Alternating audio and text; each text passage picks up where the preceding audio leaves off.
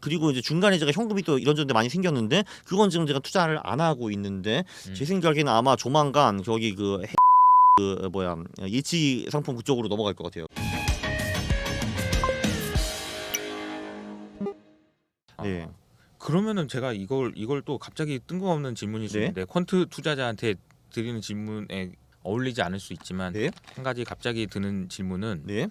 왜 오르는 거예요, 근데? 네. 뭐가요? 자산 가격. 자산 가격이요? 이 자산이라는 것이 네. 왜 오르는 거에 대한 이제 한국님의 생각은 저요. 궁금해요. 일단 주식 같은 경우는 시장이 점점 더 좋아지고 생산성이 높아져서 그렇다고 저는 생각을 하거든요. 그리고 자본이 축적이 되고 그러니까 이게 보면은 자본 수익률만 계속 유지가 돼도 주식은 계속 우상향할 수밖에 없어요. 자본의 수익률이. 그러니까 예를 들면 제가 100원으로 사업을 시작을 했어요. 그러면은 자본 수익률이 그냥 10%로 계속 유지만 해요. 근데 그럼 100이 110이 되고 120이 되고 130이 되고 145가 되고 계속 우상향 할 수밖에 없는 건데 근데 시장은 또 고맙게도 생산성이 대부분의 경우 더 늘어나요.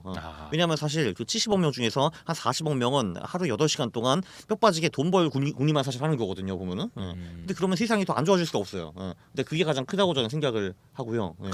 근본적인 얘기네. 네. 근본적인 얘기. 그러니까 저는 사람이 계속 40억 명이 8시간씩 매일 일하고 있는데 어떻게 안 좋아지냐 이거잖아. 근데 그거는 저는 시장 경제 시스템에서만 가능하다고 생각을 해요.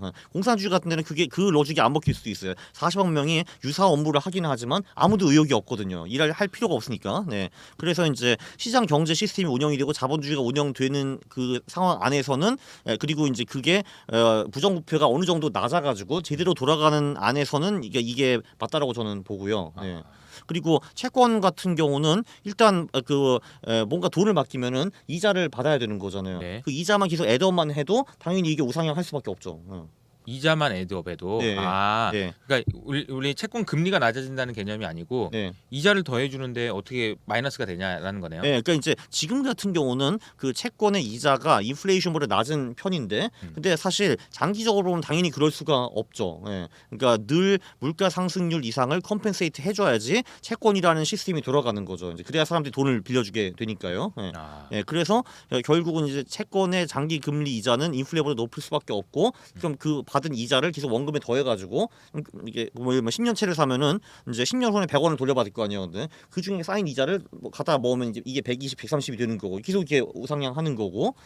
부동산 같은 경우도 일단 땅이 이제 유한되어 있고 그 땅값은 거의 계속 비싸진다라고 저는 생각을 하고 플러스 거기 렌트 수입이 또 나오는 거잖아요. 이제 뭐 그런 게 있는 것 같고 금 같은 경우는 사실 그 물가 상승률보다 더 높아야 된다는 근거는 없다고 생각을 하지만 그래도 보통 이제 세상에 있는 그 돈의 그 양 정도는 계속 상승한다고 저는 생각을 하고요. 돈의 양이 늘어나는 만큼 분모가 그러니까 커지는 효과가 있으니까 이 가격이 올라간다라는 거죠. 그렇죠. 그러니까. 근데 이제 사실 재밌게도 근데 그 돈의 액수랑 인플레는 같지는 않더라고요. 맞아요. 근데 그래서 예를 들면 M1이나 M2는 인플레이션보다 늘 더 많이 움직이잖아요. 그 정도는 장기적으로는 금도 오를 것이다라고 생각을 하고요. 원자재도 비슷한 논리로 오를 거라고 생각하고요. 원자재도 비슷한 논리. 그래서 어차피 얘들은 다 자본주의 상태 안에서는 이제 우상향하는 자산이다라고 보고 있죠. 여기서 이제 한 가지 가정이 뭐였었냐면은 자본주의 시스템 하에서는 있잖아요. 세이브 코스피가 그거예요. 자본주의를 제대로 돌아가게 만들자. 그렇죠. 그러니까 우리나라가 물론 자본주의이긴 하지만 그럼에도 불구하고 미국이나 다른 선진국에 비해서 말씀하신 대로 주주한테 기업이 가진 부가 제대로 투명하게 이전되지 않고 있는 것 같다. 요거를 좀 시원하게 뻥 뚫어주면 훨씬 더 자본주의가 좋아진다. 그러니까 말씀하신 대로 공산주의면 아예 이건 안 되는 거잖아요. 그죠. 근데 공산주의가 완전 극단적인 공산주의가 있고 정말 잘 돼 있는 자본주의가 있다면 우리나라는 여기로 좀 더 가야 될 것 같다라는 얘기가 사실 세이브 코스피예요. 그렇군요. 그렇죠. 전 사실 이제 요번에 이제 개별주도 좀 공부하고 하면서 좀 놀랐던 게 이제 삼성전자 여기가 지금 그 PBR가 1.5고 보통 1에서 2 사이로 움직이더라고요. 지금 퍼도 11 정도밖에 안 되고 그것도 일시적인 퍼도 아니에요. 한 그 정도 늘 수익을 내기 때문에 사실 그게 그 글로벌 기업이고 비슷한 기업이면 제가 보기엔 그거에 한 2배 이상 받았을 것 같거든요. 제가 보기에는. 뭐 지금 뭐 얼핏 봐도 뭐 삼성전자를 황이랑 비교할 수는 없겠지만 뭐 비슷한 미국 그 글로벌 기업이랑 비교하면은 제가 보기엔 반값이거든요, 거의. 반값이죠. 근데 그 이유는 이런 이유가 당연히 되게 많이 적용을 하겠죠. 그 불투명한 그 지배 구조 뭐 등등 이런 거. 맞아. 그러니까 이제 사실은 그런 것들은 퀀트적으로는 발라지기가 되게 어렵잖아. 이건 성적인 평가를 해야 되는 거니까 정량적인 게 아니고 이 회사의 거버넌스가 좋아 안 좋아를 평가를 하는데 그걸 숫자로 평가하기는 상당히 어렵거든요. 아 근데 어차피 그 거버넌스 안 좋은 건 늘 그랬기 때문에 예, 그거는 크게 상관이 없어요 사실. 예. 그러니까 한마디로 그 한국 전체 시장 레벨이 낮은 거지. 그렇죠. 이제 그 안에서 그 예를 들면 뭐 저 PBR 고성장 기업들이 안 통하냐 그건 아니에요. 예. 예. 다만 걔네들의 밸류에이션은 절대 레벨이 좀 낮은 거죠. 절대 레벨이 낮은 거죠. 그러니까 이제 제 질문은 이거예요. 네. 이게 요즘에 이제 ESG와 관련된 얘기들이 많이 나오잖아요. 네. ESG라는 것의 특징이 뭐냐면은 이 ESG는 정량화하기가 상당히 어렵다. 네 맞아요. 네, 네. 근데 ESG가 개선이 돼가지고 안 좋은 ESG 등급을 받은 애가 좋은 ESG 등급을 받은 애로 바뀌게 되면 얘는 주가가 올라야 된다라는 얘기를 지금 ESG 투자자들 많이 하고 있는데 저도 그런 영상 하나 찍었어요. 네. 근데 이거는 네. 퀀트적으로 달라질 수 있을까 이게? 그러니까 그런 식으로 논문 나온 게 있어요. 아무래도 그 ESG 랭킹을 주는 그 걔네들이 뭔가 이제 로직이 있을 거 아니에요. 로직이 있을 거 네. 아니에요. 그래서 이제 그게 좀 나아지는 기업들이 나아질 네. 수 있는 기업들이. 아니 그러니까 실제로 나아지는 기업들. 나아지는 예, 그애들이 수익이 좋느냐 한번 봤는데, 근데 그게 이제 완전히 예스도라고 판단할 정도로 유의미하지는 않았어요. 예, 그래서 저는 그때 패스했죠 그냥. 예. 그런 논문도 몇 개 있어요. 예. 그러니까 ESG가 지금 요즘에는 이제 뭐 유럽 중심으로 해서는 그런 논문도 있더라고요.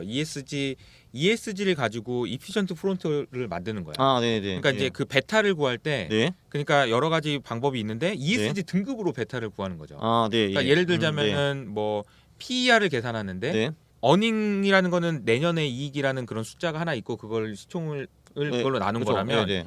ESG 등급이 좋아지는 걸 기준으로 해서 이제 또 한 축을 만드는 거죠. 아, 네. 그러니까 그런 시도들도 있는 것 같아요. 근데 저도 여전히 일단은 ESG 등급이라는 것 자체가 이게 신뢰 가능한지가 이제 릴라이빌리티가 좀 떨어져서 아직 이게 뭐 안착이 됐다라고 말하기는 어렵지만 어쨌든 이게 정성적인 얘기들이 요새는 조금 얘기들이 많이 나와서 그런 부분들도 좀 고민이 돼서 한번 여쭤봤습니다.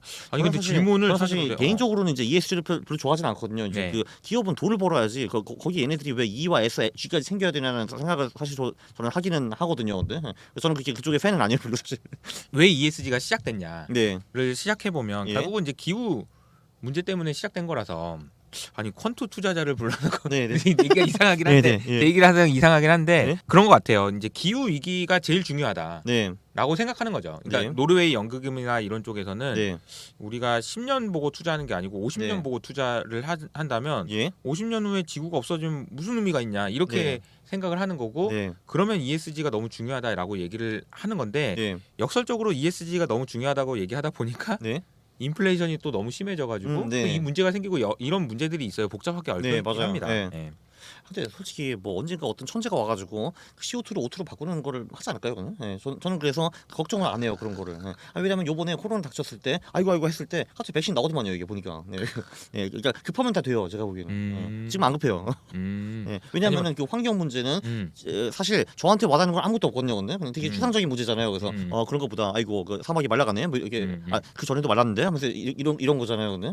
근데 이제 급하면은 또 사람들이 해낼 거예요 또. 저는 이제 그래서 그것도 저는 그렇게 생각해요. 뭐냐면은 기후 문제를 해결하기 위해서 어떤 슈퍼스타가 나와가지고 천재가 나와서 그걸 CO2로 O2로 바꾸는 그런 어떤 기술을 만든다. 근데 그 사람한테 인센티브가 있어야지 그 사람이 그걸 하지 않겠냐. 자본주의. 라는 거죠. 네, 맞아요. 그게 자본주의고 그 사람한테 인센티브를 주는 게 ESG라고 저는 생각합니다. 거꾸로. 그러니까 돈의 흐름이 너 이거 개발하면 돈 진짜 떼돈 벌게 해줄 거야. 라는 게 ESG라고 저는 생각합니다. 왜냐면 그렇게 돼야 사람들이 더 많이 뛰어들 거고 천재들이 거기 뛰어들어야 뭐가 만들어낼 거란 말이죠. 어떻게 생각하시나요? 제 생각은. 근데 이제 이게 정말 이제 인류를 위협하는 문제가 되면은 그 ESG가 없어도 어떻게 누군가 해낼 거예요. 제가 보기에는. 저는 그냥 되게 낙관적이에요. 네네네. 지금 사실 어떻게 보면 뭐 일론 머스크가 그거 한다고 하고 있는 거긴 해요.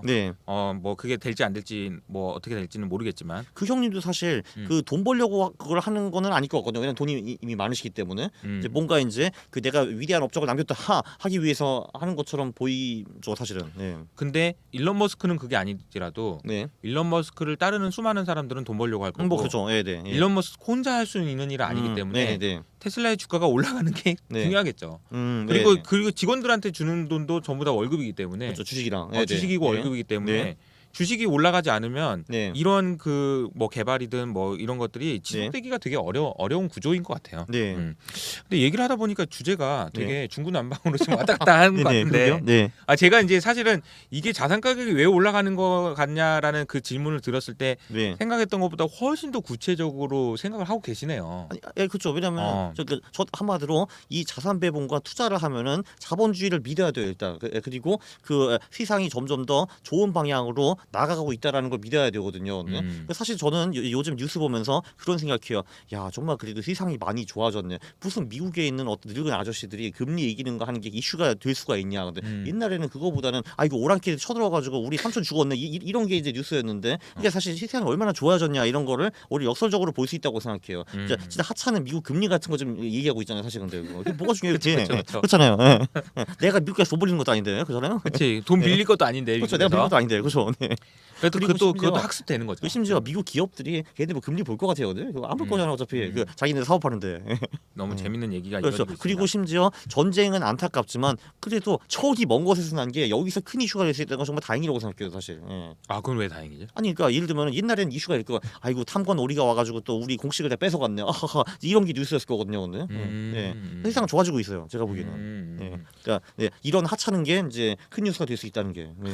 그렇구나. 네. 그래서 저는 그걸 믿고 있습니다. 세상은 좋아진다. 이해. 그래서 주식은 오른다. 그 장기적으로. 장기적으로 예. 근데 가끔은 그 주식이 너무 비쌀 때가 있어요. 그러면은 그 상당히 10년, 20년 걸쳐도 안 오를 수가 있다. 한국 주식은 근데 안 비싸다. 알겠습니다. 네. 우리 동적 자산 배분 관련된 얘기 조금만 해주세요. 네네. 어떻게 하는 건지. 동적 자산 배분이요. 그거는 아주 심플하게 말해가지고 최근 몇 개월 동안에 잘 나간 자산군을 더 많이 투자하고 못 나가게 되면 그거를 빼고 안전 자산으로 넘어가는 거예요. 가장 심플한 방법이 듀얼 모멘텀이라는 전략이 있거든요. 그거는 이제 책에서는 그 미국 주식이랑 글로벌 주식으로 했는데 요거를 미국 주식과 한국 주식으로 해도 돼요. 진짜 아주 심플하게 미국 주식이 있고 한국 주식이 있다. 그럼 이 둘 중에서 최근 1년 동안에 수익이 더 높은 곳에 투자를 하는 거예요. 최근 1년 동안? 네.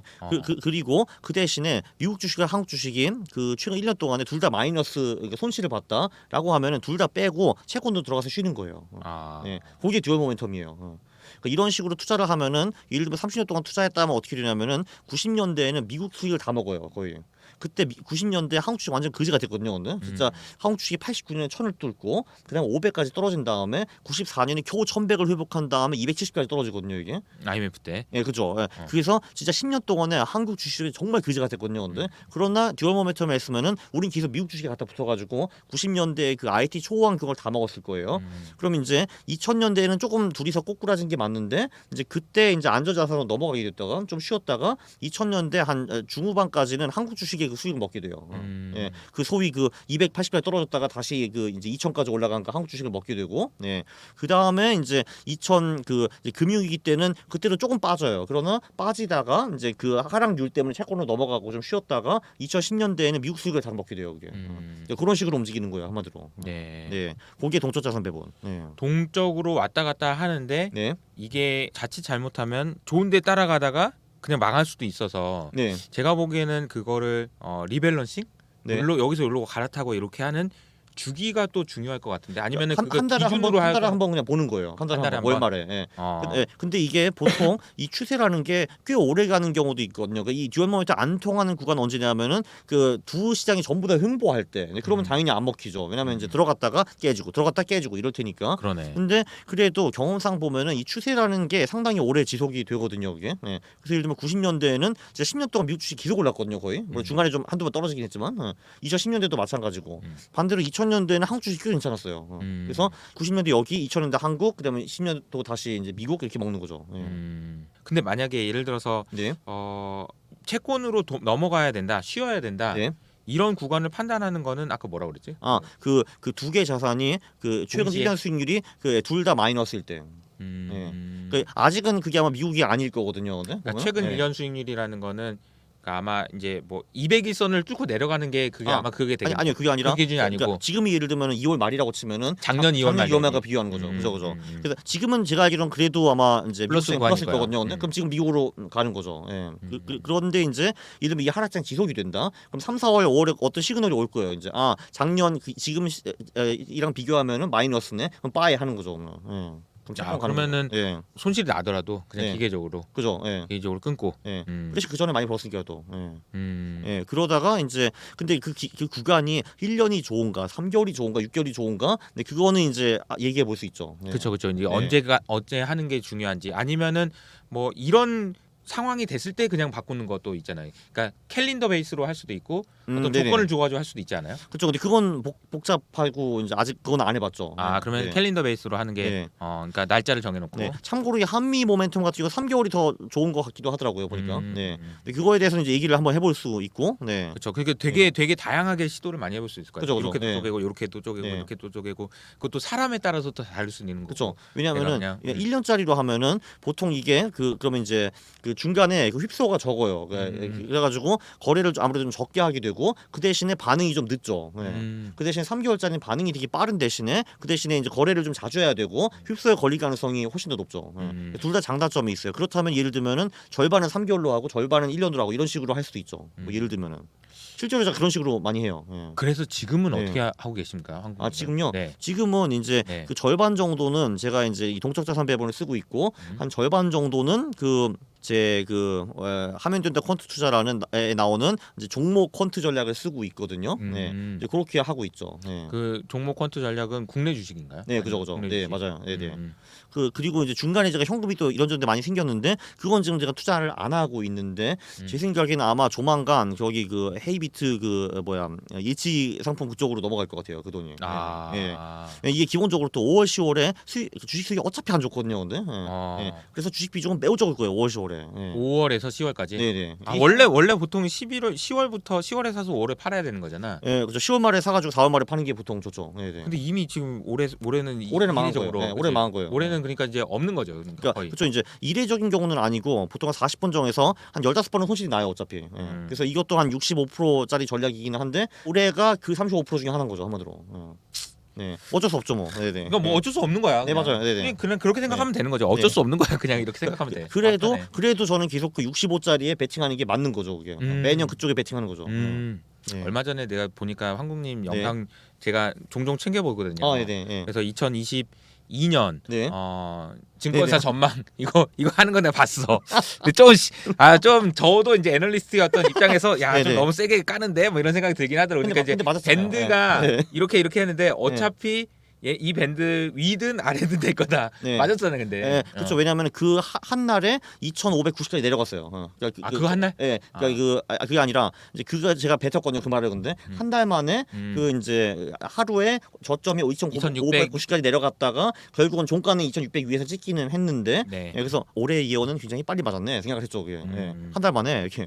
그러니까 이제 과거에 보면 저도 이제 애널리스트를 했던 입장에서 개인적으로는 그거 내는 게 제일 싫어요. 어차피 틀리니까. 나도 알아. 알고 하는 거야. 나도 다 틀려서 하기 싫어. 근데 계속 전화 와서 언론사에서 SK증권은 어디서부터 어디까지입니까? 말하기 싫은데. 그러니까 하도 저는 하기 싫어가지고 어디 나가가지고 인터뷰할 때 저희는 그런 거 안 합니다. 이렇게 얘기한 적도 있어요.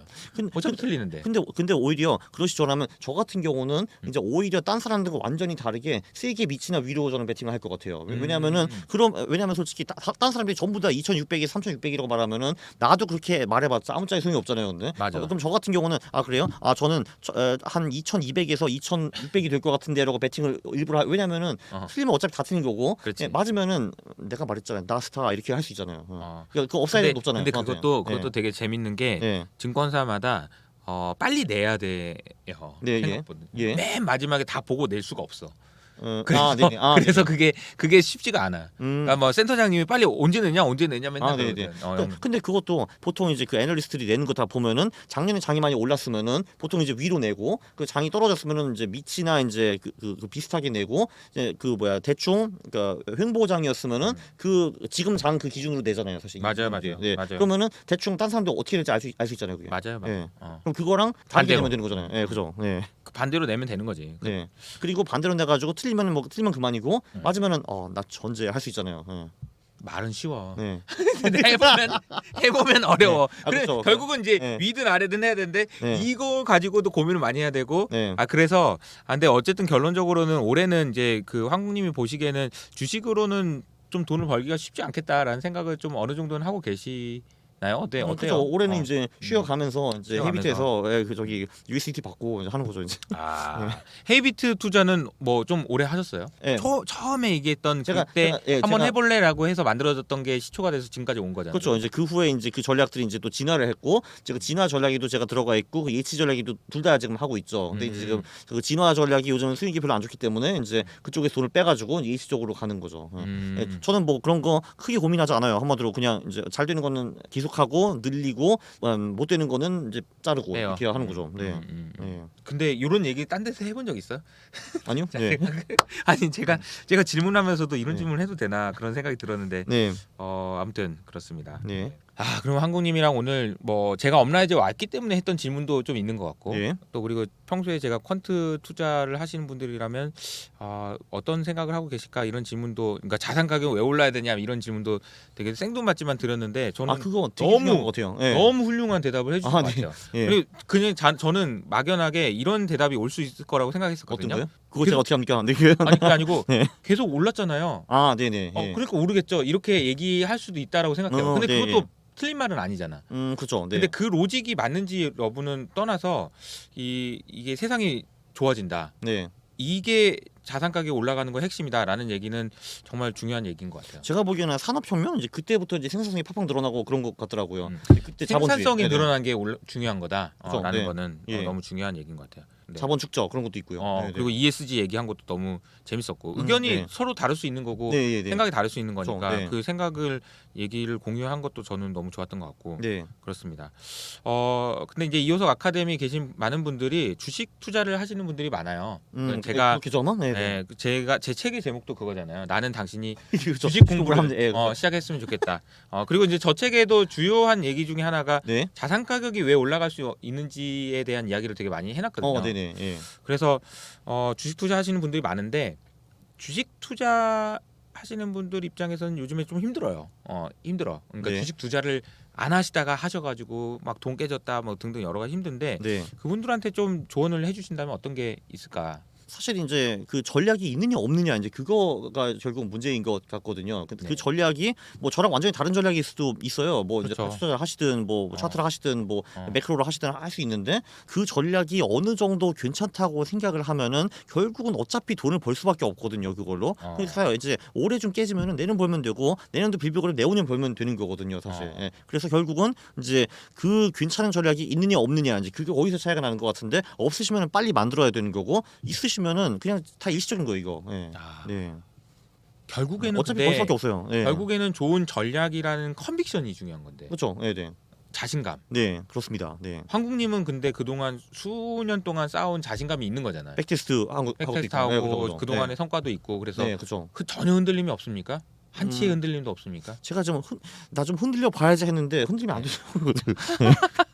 흔들리지를 않아? 네? 흔들린 적이 없어요? 네. 아니 그러니까 그렇죠. 거꾸로 얘기해서 이 정도면 내가 좀 불안해야 되는 게 아니냐.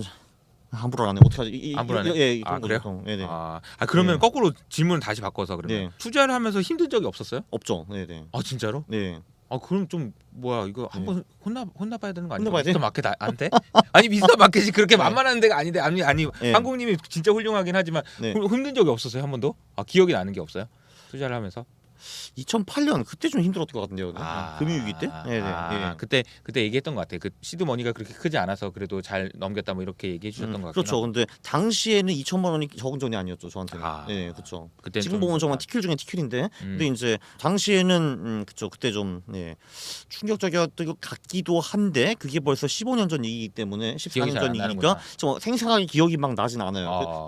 뭐 엄청 충격적인 사건이면은 30년 후에 기억하잖아요. 근데 그렇죠. 내 앞에서 누가 교통사고 당하면서 이런 거 그 정도 아니에요, 근데 그죠. 네. 그러니까 지난 한 10여 년 동안에는 그래도 꾸준하게 계속 성과를 내 오신 거고, 그죠? 그렇죠. 스무스하게 냈고, 그리고 이제 재작년에 이제 손절할 때 아니 근데 그때도 감정적으로 엄청 힘들진 않았거든요, 그게는. 2020년에. 그때 2020년에는 참 어떻게 했었어요? 그때? 그때는 제가 이제 개별주 퀀텀을 하고 있어가지고 제 손절 라인이 10%였어요. 그러니까 전체 포트폴리오 손절 라인이. 당연히 3월에 그게 날아갔죠, 그게. 3월달에. 네, 그죠. 손절을 했죠. 보통은 손절할 때 손가락 자르는 것처럼 아프거든. 그죠. 그 정도는 안 아팠는데 저도 그래서 한 일주일 정도 이제 타임 투 세이 굿바이 하는 시간이 좀 필요했어요. 그러니까 원래는 이제 일주일 전에 당장 날렸어야 되는데 일주일 동안 이제 미적미적거리면서 이제 당 보기 싫으니까 뭐 그런 게 있었죠, 근데. 뭐 결국은 날렸어요, 근데. 그래서 이제 5월이가 다시 들어갔죠. 5월에 들어갔구나. 본인이 가지고 있던 전략에 따르면 일주일 전에 잘랐어야 되는 건데 미적미적하다 일주일은 걸렸지만 그래도 잘랐고. 그리고 그 일주일 동안은 운 좋게 주식이 조금 올라졌어요. 어쨌든 그런 손절한 경험도 있지만 이게 황국님한테는 그런 손절이라는 이런 게 룰 베이스로 하고 이렇게 정해진 규칙이나 아니면 나의 전략에 의해서 하는 거기 때문에 뭐 그냥 결국은 또 올라오겠지 뭐 이런 생각이 분명히 있었던 것 같고. 그 개별주 같은 경우도 손절을 너무 자주 해봐가지고 그거는 안 아파요. 그러니까 이제 저는 익절을 해본 적이 없거든요. 익절은 리밸런싱 할 때만. 익절은 리밸런싱 할 때만. 그럼 이제 자연스럽게 이제 수익이 생기고 이제 딴 종목이 어차피 들어가게 되죠, 그게. 알겠습니다.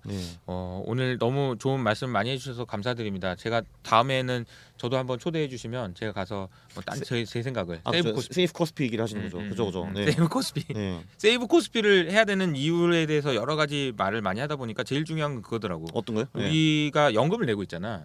연금, 국민연금, 그럼 국민연금에서 우리 주식을 가지고 있잖아. 근데 우리나라 주식이 재평가 받아서 아까 말씀하신 삼성전자가 왜 10배, 20배 받아도 되는 거 아니야? 그죠. 20배 받으면 주식가 2배 오른다는 얘기고, 그죠. 연금의 자산이 2배 늘어나서 실질적으로 연금이 고갈되는 시점이 한 10년 이상은 지연될 수 있겠더라고요. 그런 거요? 그러면 오늘 여기서 인사드리도록 하겠습니다. 황국님 감사합니다. 감사합니다. 네.